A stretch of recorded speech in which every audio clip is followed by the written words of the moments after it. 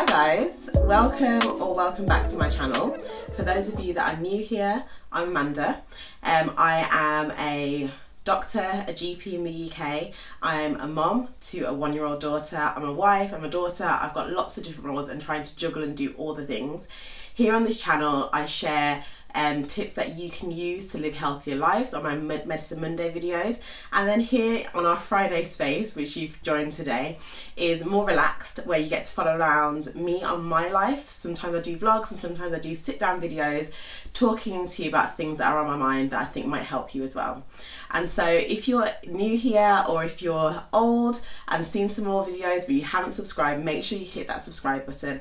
There's new videos twice a week and I'd love for you to join along.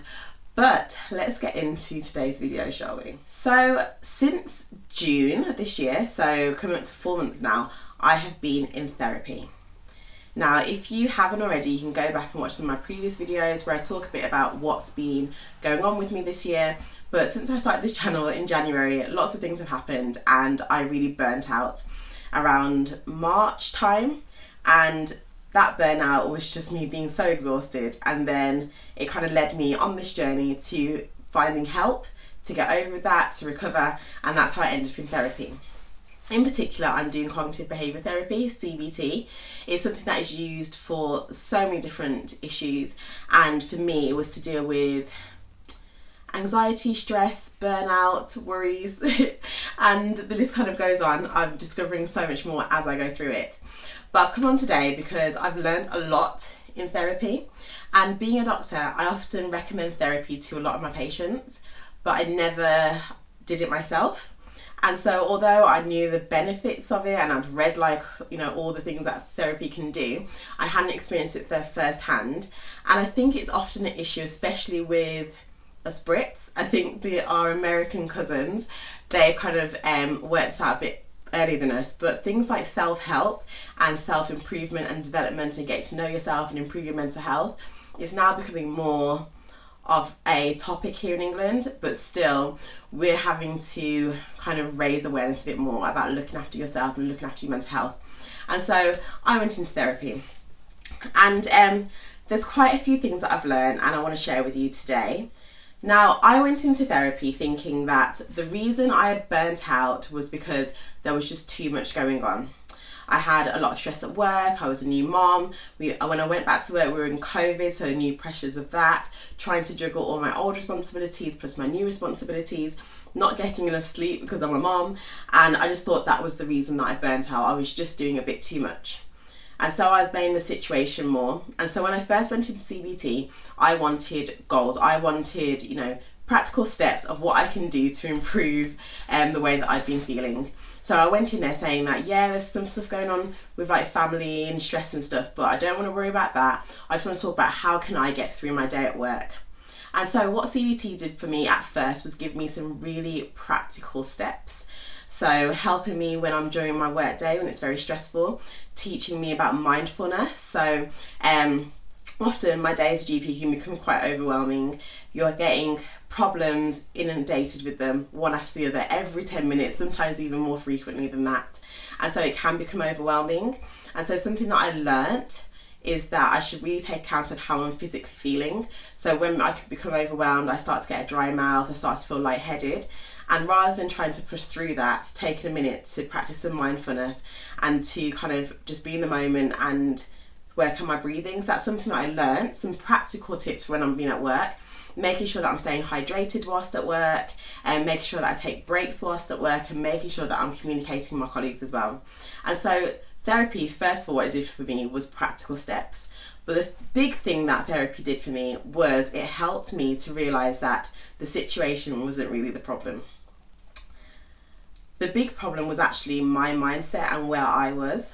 And the thing with therapy is it can be quite a tiring process because there's so much inward reflection and working through your thoughts and your feelings that it can be quite tiring. It can be quite taxing on you during the sessions, and it can be very revelational, and that's what I found it was for me.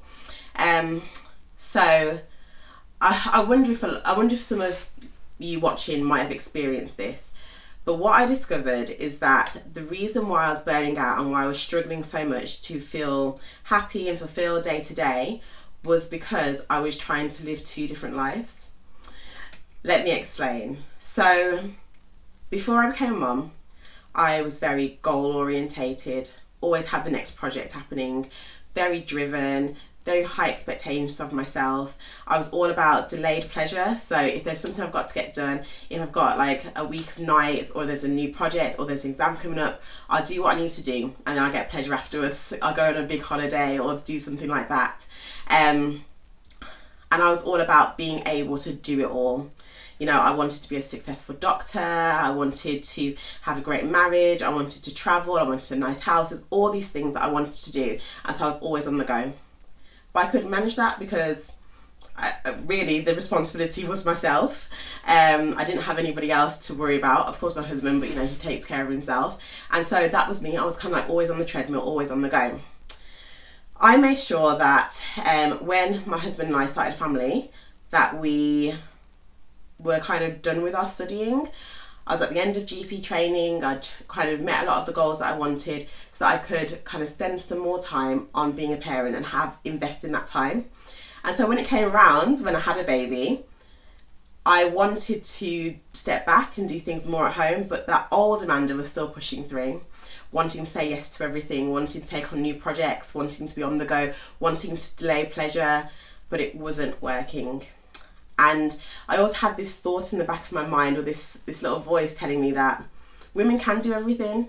Why am I struggling? Women, you know, we've got our rights now. I'm a doctor. Why should I be stepping back from anything? Being a mom shouldn't stop anything. And so I was kind of having this struggle. And because I was having these two different lives that I was trying to merge into one, I was burning out thick and fast. And so a big thing that therapy taught me was that I need to look inwardly and I need to decide what kind of life I'm trying to live.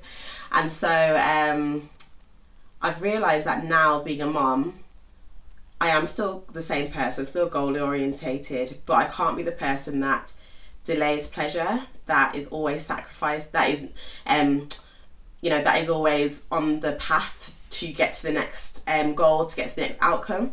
I've got to enjoy the journey more.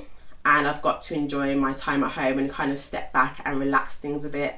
And so that massive realisation, to be honest, it took me maybe 2 months, 2-3 months to actually realise that was what the problem was. It wasn't that work was too busy and stressful. It is too busy and stressful, but that wasn't the problem. It wasn't the problem with family life. It wasn't any of those things. It was the fact that my mindset was incorrect, and that I was trying to do all of the things rather than just practicing gratitude, contentment and slowing down, which is really foreign to me. And I think when you take on such a massive new role like becoming a mom or becoming a carer to anybody and anything, and even though it's your choice and things have to change, sometimes that adjustment, it does take a minute, and it took a minute for me. And so that's the thing with therapy, you've really got to be open to exploring new ideas and yes, taking those practical steps, but actually really reflecting inwardly. And these are things that I could have maybe done by myself, but having someone there asking the difficult questions really, really helps. And my therapist didn't tell me any of this. I'm the one that told my therapist all of this, but her facilitating those conversations every other week or every week for an hour, it just gave me that time to stop and think back and, you know, see things as a bird's eye picture. That was one thing that I really learned from therapy, was to look at things as a whole, like from a bird's eye view. So rather than when I'm getting overwhelmed, say I'm at work and I'm having a busy day and it's just so overwhelming and I feel stressed and lightheaded, she showed me how to draw these mind maps where I could find out like what the trigger was and what behaviours that I'm doing that are exacerbating things and what kind of physical symptoms I'm having. And then by seeing that map and pausing to write something down, actually writing it down and seeing it there allows you to then see the points in which you can change. And so yeah, that's the big realisation I had from therapy, and I would really, really advocate for anybody to try therapy. You can get it on the NHS England, but there is a long waiting list, but you also can get it privately, and there are some schemes that are that are much more affordable than you might think, and so I would really recommend looking into it. And if you look in the description box down below, I'm going to have a list of different resources for therapy here in the UK. But yeah, that was the major lesson I got from therapy, and I'm coming towards the end now of my therapy sessions, because I did do this through work and the NHS, so there was a limited number. And I'm actually thinking, even though I've had this realisation, that I would like to continue therapy as we find new areas that need to be unlocked and discovered, so that I can be a better person, so I can enjoy life more, so I can give more to my family, my friends, my patients. And so yeah, I would really try it. Now, I did talk about some practical tips that therapy has given me though. I spoke about work, staying hydrated, and taking some time for mindfulness, whether it's just concentrating on my breathing for 30 seconds to a minute. But there were some other tips as well from like overall life that I've took from therapy too, and so I'll share them with you now. So this little book here is my kind of diary that I kept during my therapy sessions, and I also wrote things in here as well during the week, day to day, of what I was learning about myself and just things that I was reflecting on. And so I have written down some of the lessons that I'm taking away, the practical steps that I'm doing. So the first thing is pennies into the pot. This is a phrase that my therapist told me quite often. I used to be the kind of person, like I said, about delayed gratification, delayed enjoyment. So I was the kind of person that would do, 2 weeks of horrendous shifts so I could go on a really nice holiday. And so I'd be like, it's all right, I can just survive these next few weeks, I'll be fine. Or I've got an exam coming up, I'm not doing anything for the next month, and then I can enjoy myself. But that's not working for me now, because there's so much requests of me every single day. Every single day I need to do something for myself. And so those are the pennies into the pot, small things that make your mood go from, say it's on a 3 or 4 on the scale, that brings it up to a 5 or a 6, or just knocks it up a few levels. That's something enjoyable for yourself. And so that might be reading a chapter from my book, it might be going for a walk, it might be going swimming, meeting a friend, doing my eyebrows, washing my hair. It really depends on the day, but making sure I'm putting pennies into the pot. The next thing was creating real boundaries for myself.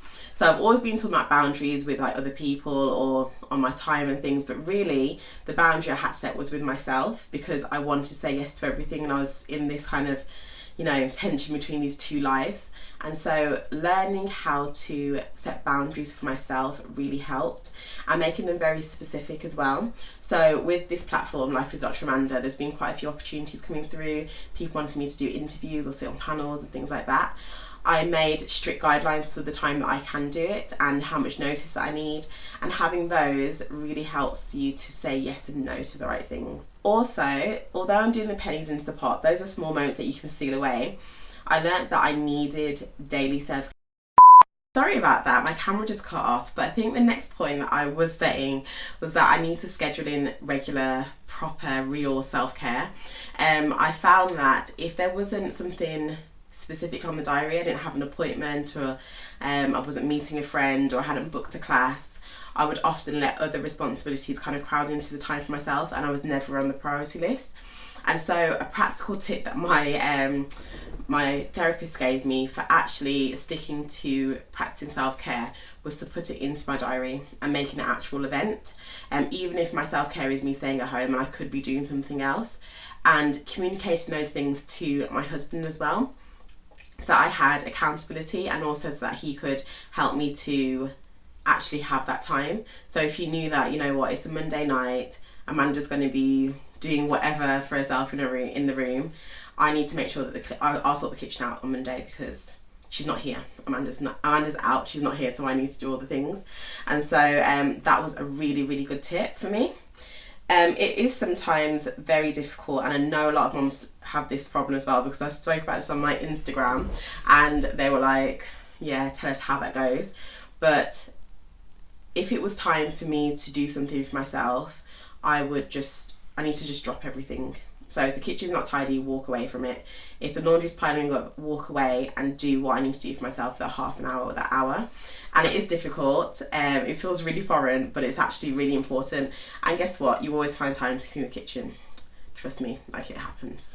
The next thing is, I've mentioned before, is about mindfulness, and I often refer to myself as a worrier, a type A person. I can easily stress about things and kind of go on this worry train, is what my therapist calls it, where I put my worry head on, and one little worry leads to the next, the next, the next, and it kind of just like snowballs. And so practicing mindfulness in those moments, just becoming present in the time now, because my worries are always about the future. And so by centering myself in the right now, that may be stopping to pray, that may be stopping to concentrate on my breathing, or watching what Isabella's doing, or going for a quick walk. Those things to kind of center myself in the moment right now. That's been really useful. Also, practicing gratitude. It's something that I did before, but more sporadically. I'm trying to make it more of a routine thing for me now. And so practicing gratitude, always writing down in the evenings or in the mornings what I'm actually grateful for. And this is what this book's full of. And I will tell you some things. So things that I was grateful for: clarifying my priorities, having an ambitious husband. I was grateful for all the new babies in my life. Lots of my friends have had babies around this time. Yeah. So I was grateful for Isabella's hugs and kisses. So sometimes it's just small things. That day I was grateful for my dad's corn and porridge. That's nice. He makes it on a Wednesday for me when I drop Isabella off before work. And so just practicing gratitude, it helps to put your mind into the more positive things, because I think it's very natural for some people like myself to kind of be drawn towards the more negative things that are going on. And then the last thing is about sleep for me. I found that the times when I was really, really quite unkind to myself, or quite hard on myself, or really struggling and feeling like the pressures of every day, was when I was tired. And when I was tired, I didn't have the abilities to then look at things more rationally. I didn't have the abilities to kind of do that bird's eye view of things and make myself more present in the moment. And so sleep is such a massive priority. Now, I know with young children, I've got one, that sometimes sleep goes out the window. And so in those times, being more kind to myself. Was it last week or the week before, Isabella was sick and she only wanted her mom. And there was actually one night where I slept on the floor next to her cot. So I know sometimes not getting sleep is not our choice, but in those times that week I just said, well, I can't cook this week then. I had to take something else off the plate. Whereas before I went through therapy, I probably would have just been like, I need to get everything done, and I would have been like a mess, a puddle on the floor by the end of that week. And so bedtime is really, really strict for me. If I need to get up the next morning at 5 or 6, I am asleep by 10. I need to be in my bed by 9. And I communicate these things to my husband as well. So, you know, everyone involved is aware. And something that's really important for that is making sure my daughter has a really strict bedtime. But yeah, that's kind of what I've learned from therapy. It's been a lot. It's probably a long video about what I've learnt. But now my goals are to really just enjoy the journey. Before now, I've noticed in my life I was always looking to the next thing, the next thing, and the next thing. And although I've still got that vision of the life that I want, and I'm still working towards that, my vision now has changed, because I'm no longer the Amanda that wasn't a mom. I've now got this new purpose, and the vision's exciting, but actually for me to get to that vision, for me to be doing all the things that I want to do in the next 10 years, I've got to enjoy the journey. Otherwise, when I get there in 10 years, will I even be, you know, running all right to actually enjoy it?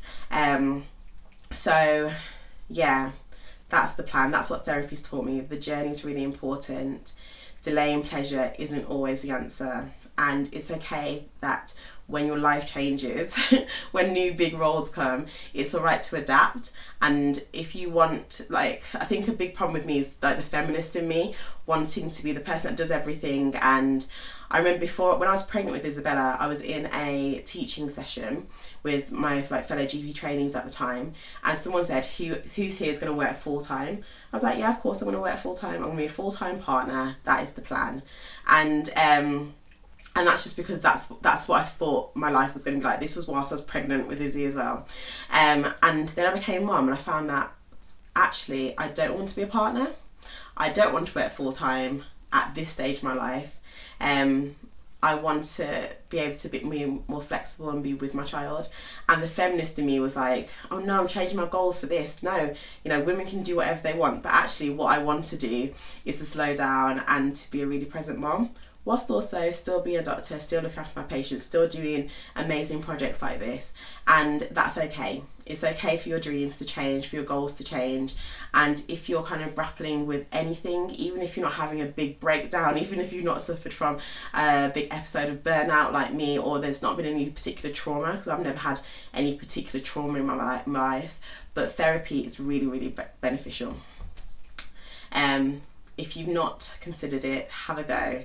And yeah, maybe I'll do another update with more things that I've learned about myself in, who knows, a few months, a few years, we don't know, but like. So yeah, thank you so much for watching. I hope this video has been useful. I know it's just been me rambling on, but I feel like I've made a lot of transitions and I've discovered lots of things, and this channel is all about, you know, spending life with me. Let me share a few snippets with you, and I really only try and share things that I think might help somebody, so I hope that this video did. If you haven't already, please subscribe, hit the like button and share. Also, I like to be in conversation with you, so please leave down in the comments any comments that you have about this video. Let's get talking. And if you would rather talk more privately, come and join me over on my Instagram. It's also Life with Dr. Amanda over there, and DM me. And yeah, let's get to know each other. But thanks for watching. Bye.